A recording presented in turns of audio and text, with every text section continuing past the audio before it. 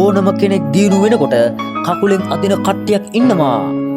ඔයා මොන සමාජ තලයකට ගියත් ඒක නතර වෙන්නේ නැහැ. දැන් එතකොට ඔය කකුලෙන් අදින කට්ටිය දිහා බලා එයාලට බැන නැත්තම් එයාලව විවේචනය කරලා ඒගොල්ලොන්ට සමහර විට උපදෙස් දීදී ඉඳලා වැඩක් නැහැ. ඔයාගේ ගමන ඔයා යන්න. එයාලට කරුණු පැහැදිලි කරලා කිසිම තේරුමක් නැහැ. එයාලා ඇයි ඔයාලගේ කකුලෙන් අදින්නේ? ඔයා කොහොමද එයාලට වඩා උඩින් ඉන්නේ? ඒ නිසා එයාලට සම්බන්ධ නොකර ඔයා ඔයාගේ ගමන යන්න. අපට තරඟය තියෙන්නේ අපිත් එක්ක විතරයි. අපට වෙන බාහිර පුද්ගලයෝ එක්ක තරඟ නැහැ. මිනිහෙක්ගේ වැදගත්ම කැපැසිටි එක ඔයා ගාව හොඳ කැපැසිටි එකක් තියෙනවා නම් ඔයාව අල්ලන්න කවුරුත් නැහැ. ඉතින් අනිත් අය ගැන හිතා කාලේ නාස්ති කරන්නේ නැතුව තමන් ගැන හිතලා මහන්සි වෙලා වැඩ කරන්න.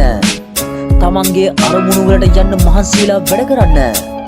ඔයාව නතර කරන්න කාටවත්ම බැරි වෙයි. ඔබේ පවුලේ ප්‍රථම කෝටිපතියා ඔබ වෙන්න. ඔබට ජය. Motivation Speak අනුපම චතාරික.